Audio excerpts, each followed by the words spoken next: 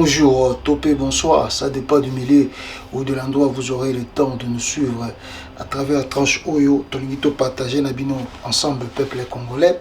Comme vous le savez, nous voulons parler un peu de la situation de notre pays, ce qui se passe, comment est-ce que nous vivons les choses et qu'est-ce que moi je pense toujours que biso ba congolais tokoki kosala afin que tu relever le défi Yambo Kanabiso le plus vite que possible. Alors je voulais ensemble Nabinoto réfléchir sur la situation politique et les hommes politiques que nous avons dans le pays avec les gens qui nous dirigent dans ce pays. Où allons-nous réellement dans ce 21e siècle où tout ça au monde entier ça a changé, les gens ça a bougé, mais nous sommes un peu statiques, nous sommes restés en tout cas Ndenge Tozalaki, je crois très bien, depuis les 1960. D'ailleurs, surtout Tali, moment Tozalaki l'indépendance, dans le moment où Tokomi Nangolelo, il y a une grande différence, c'est-à-dire la vie des Congolais, ça ne s'améliore pas toujours, ils ont dinda toujours dans ma belé. Et nous nous posons multiples questions de savoir, mais qu'est-ce qui ne va pas?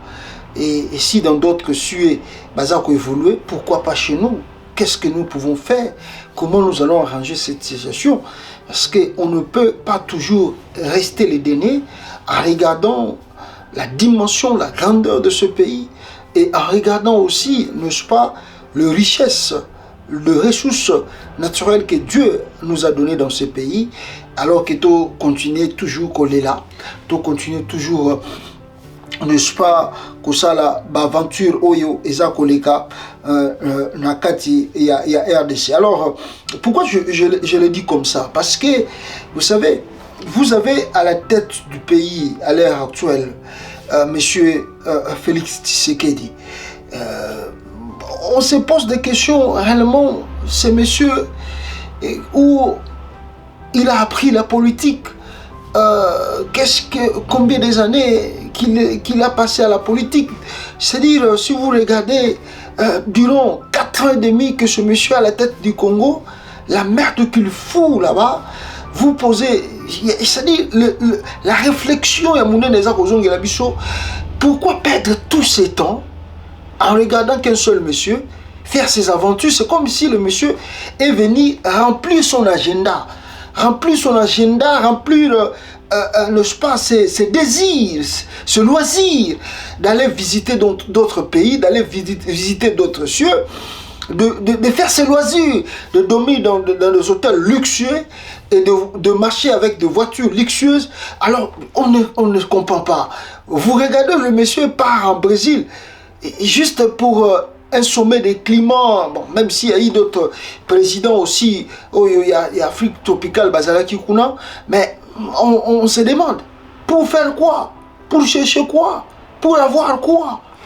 C'est-à-dire, ce sont des sommets avec le monde, comme le monde évolue aujourd'hui, on peut juste envoyer une délégation pour représenter la RDC et que le chef de l'État peut, n'est-ce pas, garder ses plus de somme d'argent de 2 millions de dollars qu'il a dépensé juste pour un président de quitter le pays et d'arriver dans ce pays. On peut bien garder cet argent, mais le chef de l'État a dépensé en gros juste pour un sommet à climat. C'est-à-dire, deux fois nous ne louons pas Kabila, deux fois nous ne jetons pas de fleurs à Kabila, mais ce monsieur avait des fois la maîtrise de savoir est-ce que le voyage que je vais faire est utile ou n'est pas utile. C'est-à-dire, mais c'est Chulombo. Ces questions-là ne sont pas posées. Les questions-là ne sont pas posées. La RDC traverse un moment très difficile, trop compliqué, je peux vous dire, en matière de l'économie, en matière de finances, en matière de la stabilité, de la sécurité, de sécurité. C'est-à-dire, on traverse des moments très compliqués et difficiles. Si je reviens simplement sur l'économie, regardez la République démocratique du Congo aujourd'hui. Mes frères, si nous faisons l'analyse et si nous prenons réellement le temps de bien juger l'économie du Congo, je vous assure, vous pouvez que plaider. Le Congo, vous allez se poser des questions. est-ce que nos matières premières, les ressources naturelles que nous avons au Congo, sont vendues ou ne sont pas vendues? Alors si ces matières premières-là sont vendues, posez-vous maintenant la deuxième question. Mbongo tout baza ko joie na côté ka ba matière première wana ya Congo, ezali kokende ndenge nini, ezali kokende wapi? Qui sont les bénéficiaires de cet argent? Si vous regardez, n'est-ce pas, l'économie aujourd'hui du Congo, mais rien n'existe encore. Tout ce qui se passe à l'heure actuelle dans ce pays, le Congo, eza o babenga loko la bibamba.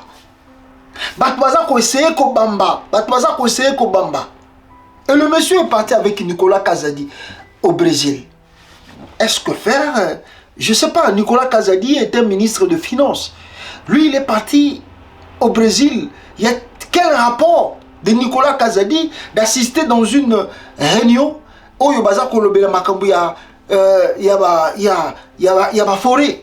Qu'est-ce que Nicolas Kazadi a à voir avec ça? Et puis, le droit, on nous sort un peu des images où on montre Chilombo qui salue le président brésilien Lula. Juste, c'est ce que je vous dis, juste remplir, comme on dit, qu'est-ce qu'on appelle ça? Album, il y a photographie, il y a photo, que j'étais président, j'ai visité le Brésil, j'ai côtoyé Lula, j'ai donné Lula bonjour, bonsoir, comme ça. Juste ça. Il n'y a pas eu une relation, il n'y a pas eu un échange d'affaires entre le président Lula et Félix Antoine Tshilombo. Il n'y en a pas. Juste ils se sont rencontrés dans le cadre d'un sommet et ils se sont parlé par là et à la fin de compte ils sont Bakaboni. Et Lula n'a pas reçu Tshilombo comme étant un chef de l'État. Non. Lula n'a pas reçu Tshilombo comme étant président. D'ailleurs, si vous avez la bonne mémoire, il n'a pas reçu, les gens m'ont dit que la capitale de Brésil, c'est Brasilia, et que Lula n'a pas reçu Tshilombo na Brasilia. Non! Ayambi est juste dans l'endroit et à sommet. Et c'est là où ils se sont partagés aussi. C'est là où Bakaboni. Vous imaginez un président faire un déplacement à Ketina Somemana, Bakutanika na Lula na Kouana et Bakaboni nabo. À Komitina capitalité. Mais quel est l'avantage d'aller dans ce pays? Avec la somme, Yambongo Kolesale Bimi na Congo, justement, pour aller faire ça. Est-ce que c'est sérieux? C'est vraiment sérieux? Non, mais, vous savez, c'est étonnant, mais c'est la réalité du Congo. Et je vous parle que non, il n'était parti pas le seul, il n'était pas parti plutôt seul. Il était avec Nicolas Kazadi, ministre de Finances. Et il a nommé Kamere comme ministre de l'économie. Et si vous regardez ce que Kamere fait dans l'économie, posez-vous des questions. Est-ce que ce monsieur, réellement, c'est un économiste? En effet, nous avons assisté à la réunion du comité de conjoncture, présidé par le Premier ministre, son Excellence Sama Lukonde. Cette réunion a tourné autour de la question sensible de l'air. Ça fait depuis 3 semaines que le gouvernement, à travers la Banque centrale, est intervenu directement sur le marché de change. Et je crois que la population congolaise et tous ceux qui vivent dans notre pays apprécient cette appréciation du franc congolais et nous allons vers la stabilisation de notre monnaie qui est l'attribut de souveraineté pour un pays. Économiste. Mais ceci dit, c'est un économiste. Est-ce que Kamere, déjà assis à ça travail moko oyo bomonique Vital Kamere azui eloko oyo ezalaki na zéro Kamere abongishi yango? Non. C'est que Kamere, on connaît dans son histoire ce qu'il fait. Kamere, c'est un grand corrupteur. Vital Kamere, c'est un grand corrupteur. Ce que Kamere fait quand il arrive dans une institution, ce que Kamere fait, c'est quoi? Il corrompt les agents pour qu'ils soient beaucoup aimés. C'est ce que Kamere fait. Il sait que le salaire de tout ce monde-là sont médiocres. Alors, donc lui, il arrive, il fait un peu, juste moi, réforme à Moukia pour que ça salaire. Et quand les remonte, augmente de salaire, bah tout va se payer, bah comme il ça y est, ah, Kamere. Mais au fond, les messieurs ne bâtissent pas vraiment un travail. Oh yo, et bon, ici, secteur au bachelier, non, il ne fait pas ça. Vous ne pouvez pas me montrer au Congo aujourd'hui, bota la secteur au bapesa qui en Kamere, bota la secteur au qui na 2, Kamere étant à Zuyango, à commission na 5. Il n'y en a pas, ça n'existe pas. Ce monsieur, c'est un économiste. Voilà le ministère de l'économie. Mais donnez-nous l'exemple. Quelle est le réforme que Kamere et si Abandi Kosala dans le ministère de l'économie? Il fait les interviews, il dit que, oh, n'est-ce pas, le dollar, nous essayons ils essayent de fois, il fait de jeter de l'argent, de mettre de l'argent, n'est-ce pas, dans la banque pour que le dollar est quitté. Oh, dollar est salibo. Vous voyez un peu les choses qui se passent au Congo. Le dollar est salibo, le dollar est quitté, ah, le dollar est salibo, ah, le dollar est mati. Mais ces gens-là jouent avec les Congolais. En réalité, il n'y a rien. Puisque pour que le dollar soit stabilisé, pour que l'économie soit stable et que l'économie prospérer, vous devez vendre. Vous devez vendre et vous devez, n'est-ce pas, quand vous vendez aussi, il faut, comment on dit ça? Boteki, mbongo boza kozwa, il faut maintenant comment gérer en gros. Comment orienter dans le secteur mususu. Non pas simplement mais en deuxième lieu, il faut savoir comment orienter l'argent vers d'autres secteurs. Est-ce que c'est le cas aujourd'hui au Congo? Ce n'est pas le cas aujourd'hui au Congo. Dollar est cause à la stable ndengenini parce que l'inflation on a tous ezali koya ezali parce que toujours ya bandenya orienter mbongote. Toujours il y a des dispatchés mbongote. D'ailleurs, mbongo peut toujours qu'on joie. Mais ceux qui par exemple quelque chose de 1 million, bah 1 million le lot. La présidence prend sa part, le ministère ici prend sa part. À la banque sur 1 million, la banque peut réceptionner juste peut-être 100 000 $, bien 150 ou 200 000 $. Le 800 000 $ restant est qu'il y a déjà dans ma poche à Batou. Alors comment le dollar peut être stable? Comment l'économie peut être stable dans le pays? Tant que mbongo na bino moko boza ko izwango na valeur te. Tant que l'économie na bino moko boza ba ko vandisa yango te. Mais l'économie aussi, il faut créer des entreprises. Il faut avoir des entreprises. Mais est-ce qu'aujourd'hui au Congo on a des entreprises, mes frères et sœurs? Il y en a des entreprises au Congo. Il n'y en a pas. Dites-moi l'entreprise que vous connaissez. Où est-ce que Congo est ça la malam? Où est-ce que c'est mbongo na nengeza kosala? Est-ce qu'il y en a? Miba se kufa nango. Je camine, n'en parlons même pas. Quelle la société SNEL Kuna Baraja Inga, on vend le courant partout ailleurs, mais nous-mêmes nous n'avons pas la stabilité de l'électricité. Mais tout ça la barrage à Moulino était courant même en Afrique du Sud. Même dans le Congo Brazzaville. Mais mbongo bango ba Brazzaville ba pesa kabiso pona yana inga et que na ba poche nani. Et que na ba poche nani. Donc quand vous regardez toutes ces choses là, vous dites qu'avec un système aussi plantement au Congo, croyez-moi mes frères, nous tournons en rond parce qu'il y a une mauvaise volonté des acteurs politiques aujourd'hui dans le pays. Oyo bazako salake mboka wana et avancer à tana pas mon côté. Et avancer à tana pas mon côté. Ces gens-là sont là. Ce qui leur intéresse, c'est juste de bouffer l'argent de l'État. Faire leurs affaires de côté. Quelqu'un qui rentre dans le gouvernement, qui n'avait rien, dit d'un coup d'une semaine, il commence déjà à acheter des villas. Et on trouve ça normal, il n'y a pas de contrôle. Comment vous allez stabiliser l'économie si vous ne contrôlez rien? Qui a déjà fait, même le Jules Alinguet ici, Kamere a fait déjà combien de mois étant que ministre de l'économie? Est-ce que Jules Alinguet est parti enquêter pour savoir comment fonctionne le ministère de l'économie? Est-ce que, avez-vous déjà vu Gilles Alinguetti aller enquêter sur le ministère des Finances? Dans le ministère des Finances. chez Nicolas Kazadi. Avez-vous vu cela? Et pourtant, on l'a nommé comme inspecteur de finances. Avez-vous déjà vu Gilles Alinguetti s'est demandé comment la présidence dépense tant de sommes?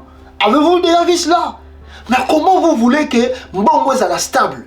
Oh, tu tiens 150 millions. Ça, c'est l'aventure de mauvais goût. Oh, ceux qui ont bengi un économiste, vous avez dit que non, Talabato, Bazu, 150 millions de dollars pour que le dollar soit stable. Ils vont se moquer de vous. Non. Nous devons apprendre, mes frères, à regarder ces acteurs politiques dans les yeux en face et leur dire de vérité. Oyo baza ko sala ezali na détruisement complètement ya mboka na biso et on ne sait pas ce qui n'est-ce pas to continuer en kakaboy. Dans ce pays, ce qui est économie est stabilité, comment vous allez payer de fonctionner? Si l'économie n'est pas stable, comment vous allez payer des agents de l'État? Si l'économie n'est pas stable, il n'y a rien qui peut bouger dans le pays. Mais non, mais au contraire, au Congo, ce que vous devez retenir, ce n'est que des agents de l'État. Oh, Bazali, Naba, fonction élevée, c'est eux qui croupissent un peu dans le malheur, dans la misère. Mais pas le PDG, pas le député comme sénateur, pas le conseiller comme ministre. Et ils ont leur salaire assuré. Et chaque fin du mois, et Kotaka, ce n'est que des policiers, des militaires, des enseignants, des médecins, des professeurs des universités. C'est eux. Ça veut dire qu'on a le salaire, il y a 100 dollars. Mais vous êtes dans un pays où un député touche 21 000 dollars à lui seul. 21 000 dollars. Un enseignant touche 100 dollars. Et puis pour qu'on lui donne ces 100 dollars, ça prend du temps. Ça prend du temps. Quelle injustice! Et je vous disais tout le temps ici que de policiers, na Congo, bazali ba journalier, dans un état où on engage des policiers comme étant des journaliers. Mais c'est étonnant. Je vous ai rappelé un jour ici, je vous ai dit un jour ici, mes frères, au Congo là-bas, les agents de la NER, on les appelle, quel terme là qu'on dit? Le terme m'a échappé. Mais sous forme de journalier. Mais ce sont des agents de la NER. C'est l'unique pays au monde où nous avons des policiers journaliers. Et Zalakate. Aucun pays au monde n'a des journaliers comme n'a des policiers journaliers. Mais à autre on a des policiers journaliers. Donc on a 50 000, c'est tout le temps de la République. On ne vous dit pas la vérité. J'ai été dans la commission.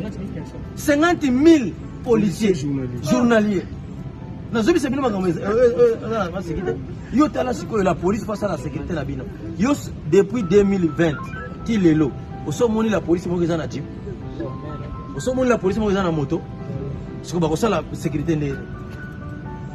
C'est la sécurité. Nous niveau si vous continuez comme ça, député va aventurier.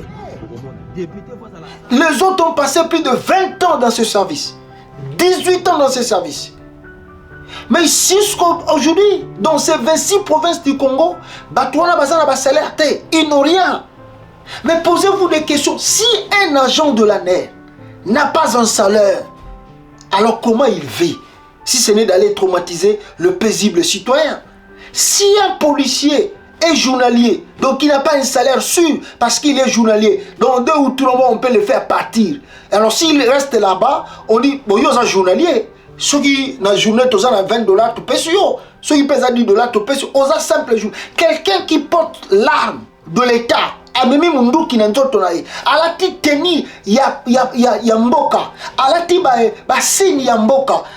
Vous dites, il est journalier. Donc, c'est-à-dire, il n'est pas reconnu. Pourquoi ils font ça? Parce qu'ils ne veulent pas que ces gens-là, ceux qui ont âge à la retraite, banda ko déclarer ba pesa bango mbonga ba passion Voilà le pourquoi il est pénis comme ça. On va vous non simplement donner des salaires. On va vous donner des salaires comme étant de journalier, $20, $10 par jour ou $5. Et en même temps, vous n'aurez pas de pension quand vous partez en retraite. Si l'âge est avancé et que demain on décide que tu quittes la police ou tu quittes l'année, tu n'as rien à recevoir. Vous imaginez comment les gens qui font la politique au Congo sont mauvais? Vous imaginez? Et puis j'ai écouté le même monsieur Peter Kazadi, qui est aujourd'hui le ministre de l'Intérieur, recrute encore plus de, comment on m'a dit, 13 000, si c'est 1300, si c'est 1300 ou c'est 13 000 policiers ou comment? Oh, il a recruté sur ce contre. Il les recrute pas pour les engager, mais Azako recruter les policiers pour juste mater la population au moment des marches. Mais tout le temps, Azako recruter de simples journaliers. Imaginons un pays comme le Congo. On engage les agents de l'État comme des journaliers. Mais c'est grave. Or, dans d'autres cieux, ce que nous savons, c'est l'État qui est le premier fournisseur du travail. C'est l'État qui crée d'abord beaucoup d'emplois avant des particuliers, des privés. D'abord, c'est l'État. Au Congo, l'État ne donne pas du travail. Et ce qui est mauvais, et des fois j'insiste là-dessus, et je demande à mes frères congolais de se réveiller pour mettre fin à ce comportement, c'est de voir un système qu'on a créé, et que les Congolais trouvent cela normal. Et d'autres disent, pourquoi vous faites ça comme problème? Pourquoi vous faites ça comme problème? Oui, s'ils ont la capacité, ils peuvent aussi travailler. Oui, s'ils ont la capacité, ils peuvent aussi travailler. Avez-vous vu et où vous avez eu le temps, il y a quoi ma capacité, il y a mis ça là, oh, qu'est-ce que je veux dire par là? Un système qu'on a implanté au Congo, quand je suis PDG, je suis député, je suis sénateur, suppléant, je ne sais pas, adjoint, conseiller, je prends juste ma famille, mes enfants, s'ils sont grands, Nazui Bango, n'est-ce pas, mes cousins, cousines, ma femme. Mais quelle sorte de société que nous bâtissons au Congo? Quelle sorte de société que nous bâtissons dans ce pays? Oyo, surtout dans le domaine de Moussala à l'État, Bomona, papa za, soit député, soit PDG, et vous voyez dans son cabinet que sa femme, ses enfants, ses fils, ses filles, et puis les maris de leurs filles, et tout ça, tout ça. Mais où allons-nous avec ce comportement? Il y a des milliers de Congolais qui finissent les études, n'arrivent pas à trouver du travail. Alors comment ces gens-là vont trouver du travail si vous les remplacez par vos femmes et vos enfants? Comment vous allez diminuer le chômage dans le Mboka sans que système bobuki yangote bokase yangote? Et quand on en parle, les gens nous disent, mais oui, vous êtes que des jaloux. Mais nous ne disons pas parce qu'on est des jaloux, mais c'est un système. Ozakoboma, Moussala, Nakatia Congo. Et si on ne fait pas les efforts aujourd'hui, il y a un système, mais dans 5 ans, 10 ans, c'est fini pour l'ensemble du Congo. Les Congolais n'auront plus d'emploi. Alors c'est grave.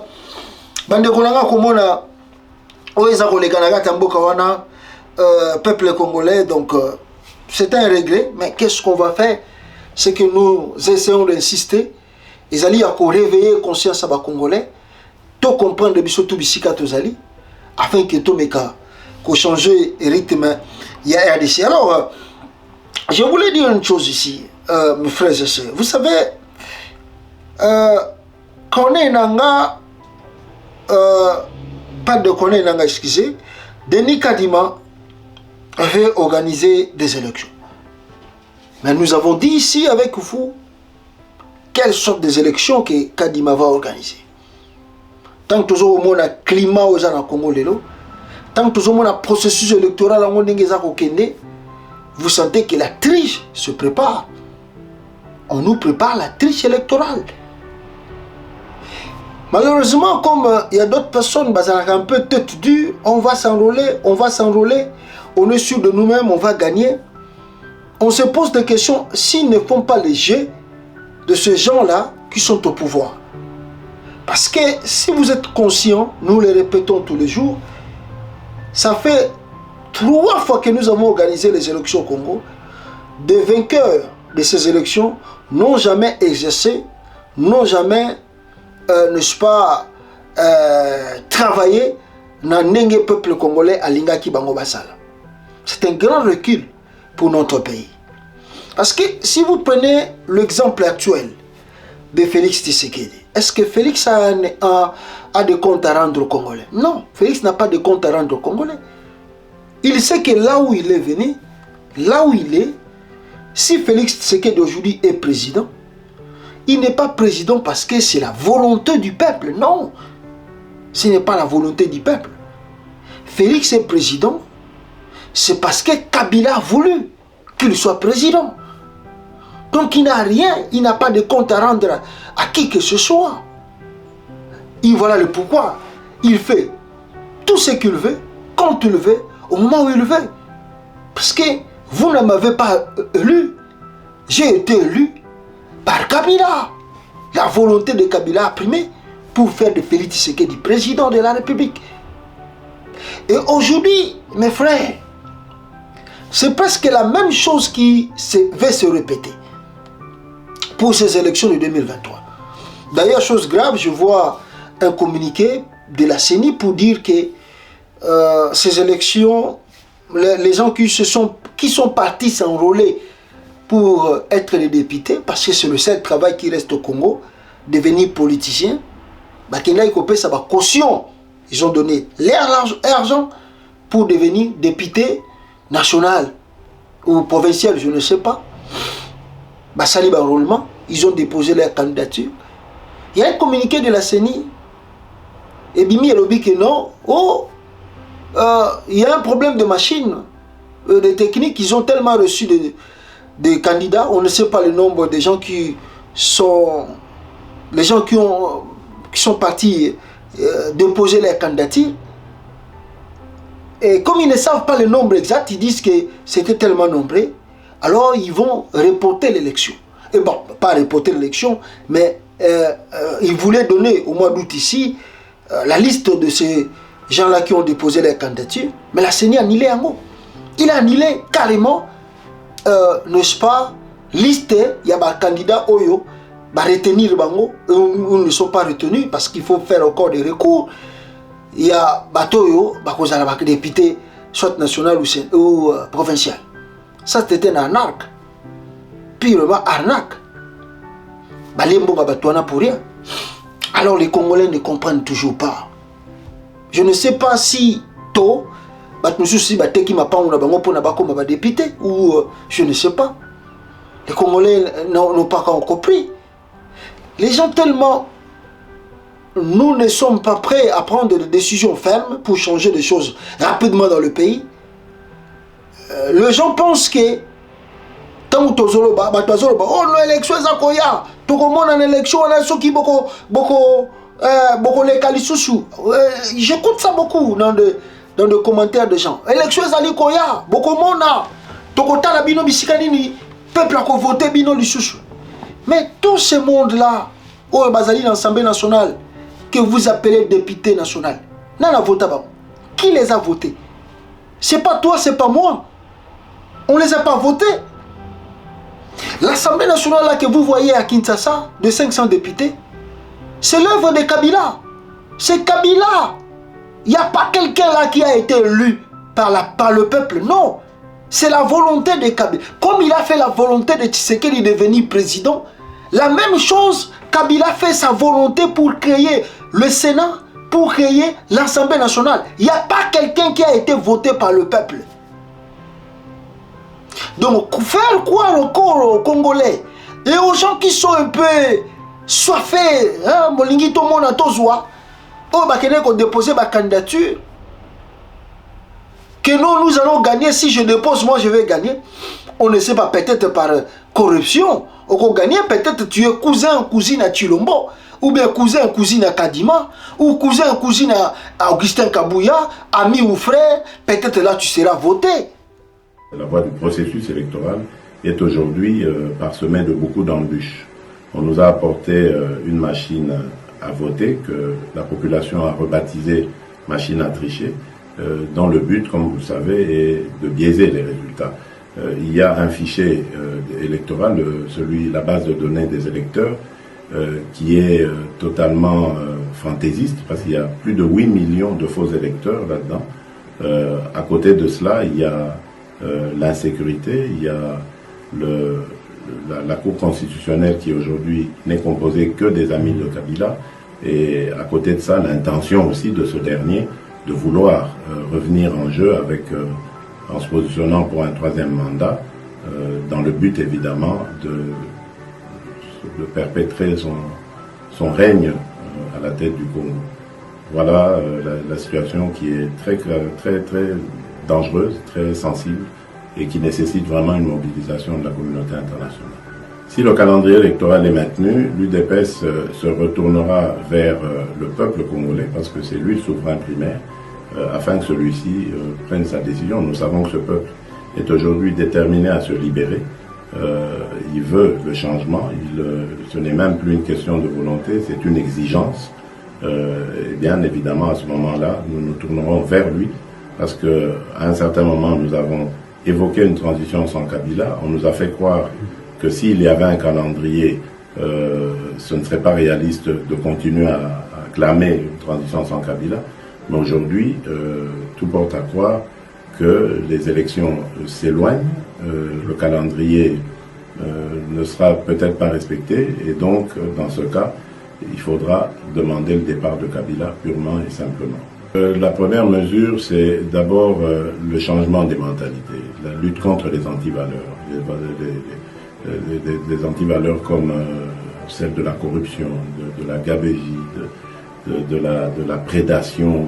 Il faudrait qu'on ait une nouvelle catégorie de gestionnaires de la chose publique, des gens qui vont... Parce que ce qui va se passer après l'élection de 2023, ça ne va pas être la volonté du peuple, non, détrompez-vous. Ce qui va se passer, ça va être encore la volonté de Tshilombo à travers Denis Kadima. Donc la volonté de Félix Tshisekedi, mais il passe par Kadima. C'est ce qui va se passer. C'est-à-dire, s'il n'y a pas de réforme, en regardant le ministère de l'Intérieur, le ministère de la Justice, le ministère des Finances, la CENI, comment s'appelle ça? Même si on peut partir, on peut aller plus loin. Si c'était dans le pays sérieux, demandez même que cette Assemblée nationale